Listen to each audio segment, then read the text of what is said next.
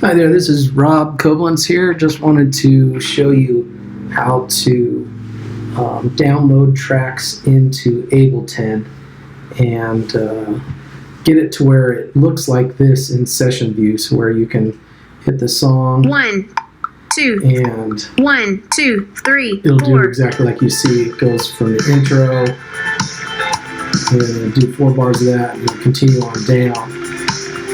And so show you how to do that, in addition to how to add the actual track to the mix so that you can, during rehearsal, you can play the actual track, turn it on and off, and show you how to line that up. So, okay, so first thing we're going to do is we're going to go to the multitracks.com or Loop Community or wherever you got your tracks, download it. I'm just going to use this one for example. Love Comes Down. You hit download, and I already downloaded it, so I'm not going to do it, but that's what you'll do. And then I've got it in here, so I've got individual song sessions. So Love Comes Down, we'll use that one right now.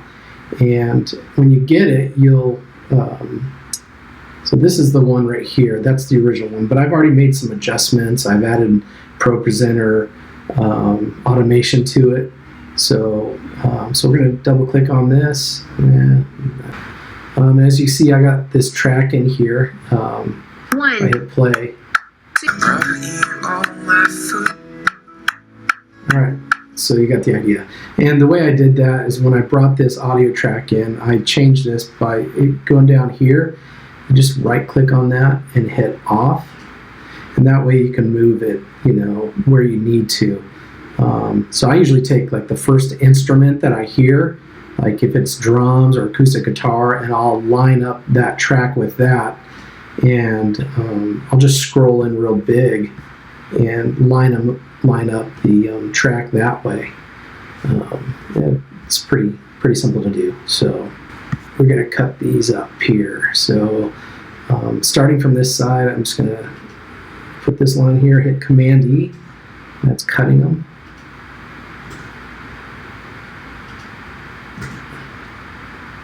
Oh, you know what? Right off, I'm noticing some things. So I'm going to do some more cutting, actually. So where you see this 4/4, 6/4, we're going to cut there too. So we're going to cut.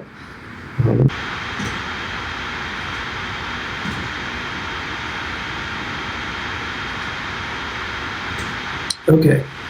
So now that I've done that, I'm going to just go over here, and I'm just going to hit Command D to duplicate. Okay. Now I'm going to go to the end of this. I'm going to delete this one. And the reason I'm doing this is for the repeat option. If we ever wanted to repeat something, we want it to actually say what's repeating. So we'll close this up. There we go. Okay, so now that that's done, everything's moved forward. So if we were to repeat something, it would give us the cue. So, and now we're going to consolidate to new scene, and we do that under master. But we want to consolidate the way I do this, and there's probably a better way. So what I do under master is I'm going to highlight all this, right click, consolidate time to a new scene. And I start from this side here and go that way this time. And then I'm keeping an eye on my time signatures. Consolidate time to new scene. Okay. All right. So I'm going to consolidate this right here because it's a weird time signature. And separate right here. Consolidate to new scene. Take it from here to there because it's changing.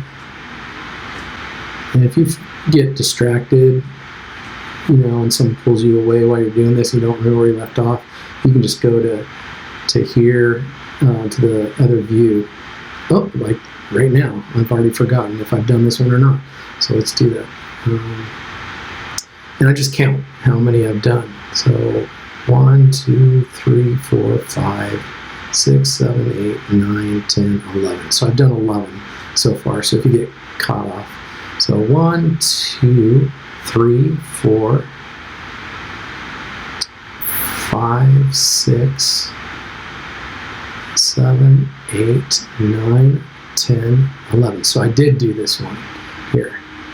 Okay. Oh, shoot, look at that. Well, I messed that up, so this is probably good. So instead of doing this short thing right here, I should have done this whole thing, because that's where the time signature changes. So I'm going to go back and delete my last one.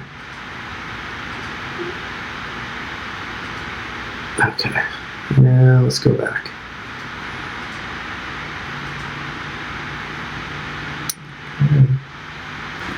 Okay, now that we've done that, consolidated everything to a new scene, now we need to go to our session view. And let me close this up. And I'm going to move, this is a Pro Presenter automation thing, I'm going to move this all the way to the left. Okay. And we need to view this. So we need to turn off the loop on all these. So what I'm going to do, let me get rid of some of these. Oh, this is the wrong one. So what I'm going to do is highlight all of these, starting from here. So I'm going all the way to the right, all the instrumentation. I'm going to highlight all of it, move it over, and we won't highlight MIDI. And what we're going to do is we're going to turn off the loop function on all those. Okay, so we turned off loop on all of those. So we're going to hit Save Live Set on my master template. And again, this is from multitracks.com, the advanced Ableton template that you can purchase there. So what I do here is I open up the app, the Playback app on my phone, and you can get that through multitracks.com. So I downloaded this song. I'm going to download this song now. I haven't done it. Download Love Comes Down to my phone onto the Playback app so that I can see how they delineate the sections. All right, so I'm going to download this song, Love Comes Down, onto my phone. I'm adding that song. It'll take a few minutes. Okay, so, all right, so there's Love Comes Down. So as you can see here, the reason I did this is I'm going to mark out everything in Ableton, how it's delineated. So Love Comes Down, Command R, Love Comes Down, and that's in the key of E. Then you put the tempo, beats per minute, type that in, and then put the time signature. Okay, so what I do next, and this, everybody has their own method. Since I have Playback open, I can see how many bars and how it's separated. So the first one is 2 bars, as you can see here. The next one is intro, Command R, intro, and I'm going to say that is 4 bars. Okay. And by the way, to add one of these, you can just hit Command I, see insert scene, and that'll add another scene. So as you see, it just did that. All right, so intro, next is verse. Okay, so here we're going to follow along here. Right now, if you notice on here, it says 4/4. As soon as we go to here, it's 3/4. And so that's one measure of 3/4. So we already marked down intro, 4 bars. Now we need to do, this is verse 1, so Command R, verse 1. And this is 1 bar, 1 bar, oh goodness gracious, 1 bar. And this is, let's do this, let's put in the beats per minute. This is probably unnecessary, but I'm doing it. And then 3, 4. Okay. So the reason we're doing all this is it'll make sense later. So like as you can see, the next repeat, we have to put those in later. And if it's a different time signature, we got to make sure that's in there. So that's why I split it up the way I did when I was doing the consolidation. Okay, so that's 1 bar, 3, 4. Now we're back to 4, 4. So Command R, we're still in verse 1. And how many bars of 4, 4 do we have? So I'm going to change the color on this. Blue. Change these to white. And I'm just holding Shift. Right click, white. It's insane. And go to individual song. Love comes down. This is where we made all those changes. So I'm going to add these in first. So the MIDI is actually the Pro Presenter control. So we'll bring this in like this.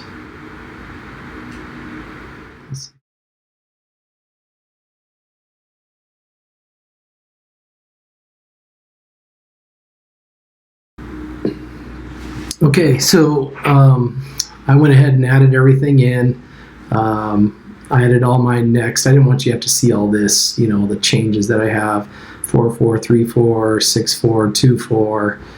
And I'm not going to even bother putting in the repeats, but that's normally what you do is you go to repeats and basically do exactly what I'm doing in this column and this column. And then as you can see, I put in all these. And I played it and everything worked, so it worked out fine. The last thing I'm going to do to this is I am going to add the pad so that at the end of the song the pad comes in. So there we go, pad. This is in the key of E. And I'm going to add it just probably on the outro. And so go to my pad list here. This is key of E, as I said, and I'm going to add that into here. Okay, so what I've done on this pad, so that if I wanted to talk it in between songs or whatever, this will just automatically come on when it gets to this section here. So as you can see, the reverb down below, I added a reverb, I added utility, the little gain, and I put up the decay time to about 20 seconds. And that way, if we just skip to the next song, you know, when it hits this stop, actually I'm going to take this stop here, and I'll probably take this stop out too, these two, so that it'll continue to play past the song. So let me give you an idea of what that sounds like. It's triggering the pad. Ending.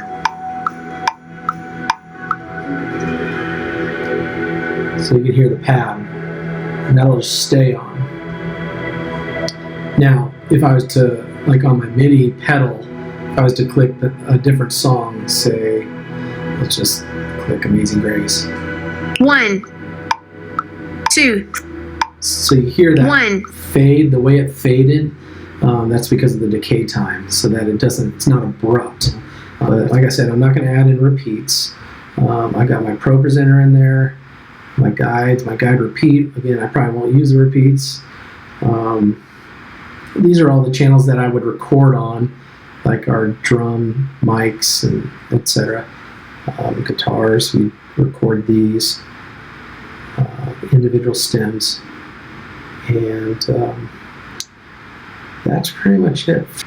So this song was very unusual. So normally, like if you look at this song, Never Gonna Stop Singing, you know, it's pretty straightforward. It's all in 4/4. You don't have any changes. It's mainly 8 bars, 4 bars.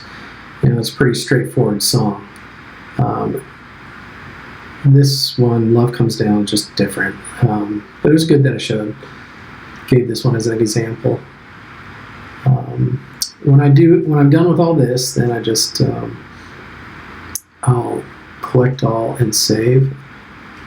Okay. Now, I don't know if that's the best thing to do. So if anybody has suggestions on the way they do this, or the way they do the click, the next, all those things, I'm just kind of learning as I go here. So if you know of a better way, please, put some comments in the box below. Otherwise, I think that is all. If you have any questions, like I said, put some comments down there and give me any suggestions you might have. Hopefully that helps.